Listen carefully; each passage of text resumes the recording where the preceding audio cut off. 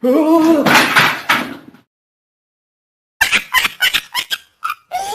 împiegi și tu cu scaunul la televiziune, în fața televiziunii.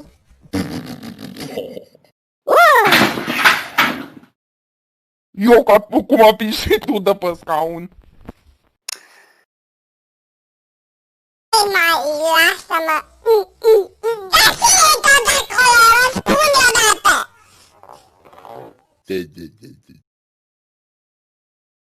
Scuze, eu am fost, îmi pare rău. Benișor.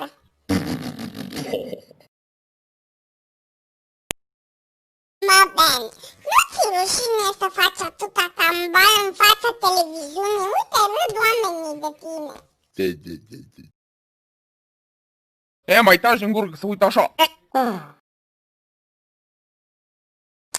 Of.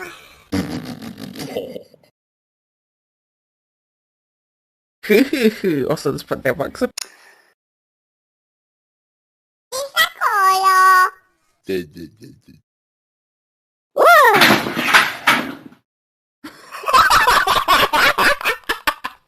Ai picat cu scaunul. Ei, lasă, nu-i problemă. Să știi că eu te-am făcut să piși cu scaunul.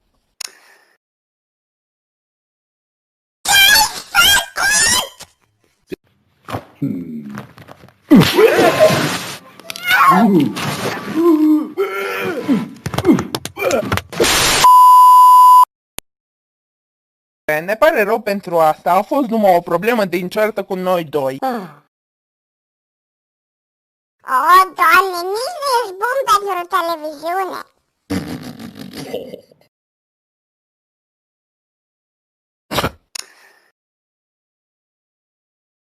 Mă, Ben, ești un ciudat și jumătate.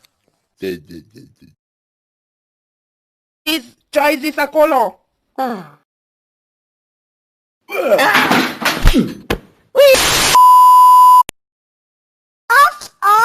Of, Ben, trebuie să facem cumva ca să facem televiziunea asta să aibă audiență foarte mare pentru OVNI TV, că vii la noi, desigur. Da, de ce vină la noi, mă mir oare? Că nu știu, că nu le-am dat de acord. Păi, primul rând, să știi că eu le-am dat acord și în al doilea rând o la foc acoperișul de la OVNI TV. Nu mai pot să facă televiziune? Nu, că s-a oprit curentul pentru o lună. Ok, deci începem odată cu televiziunea asta sau nu? Da, să-i dau drumul la cameră. Ok. Bună seara, dragii mei, și bine v-am găsit la Talking Tom News. Astăzi vreau să vă spun că televiziunea OVNI TV a fost... cum? A fost incendiată din flăcări și ai uitat să zici numele. Și de ce s-a întâmplat? Of, lasă-mă că zic eu. Bine, deci televiziunea OVNI TV joi seara 24 septembrie 2020 a fost incendiată din flăcări din cauza unei furtuni foarte mari seara la ora 2. Televiziunea s-a stins flăcările în data de 25 septembrie 2020, ora...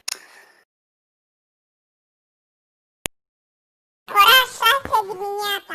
Flăcările se manifestau violent la acoperișul clădirii la ora 3 dimineața.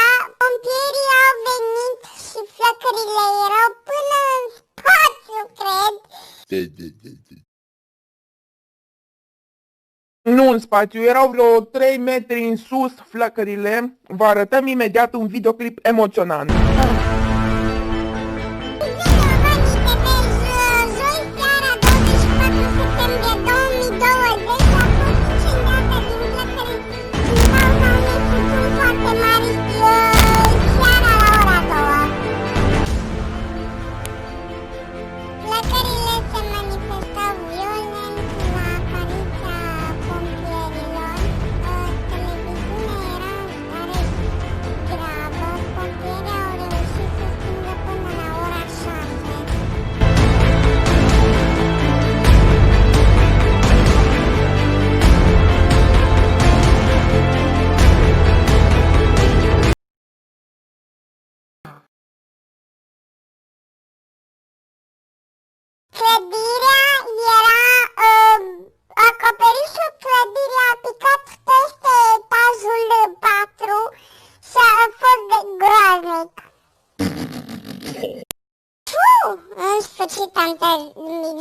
mie televiziunea asta. Cât de mult a durat, nu mai pot așa ceva. Hai să ne distrăm!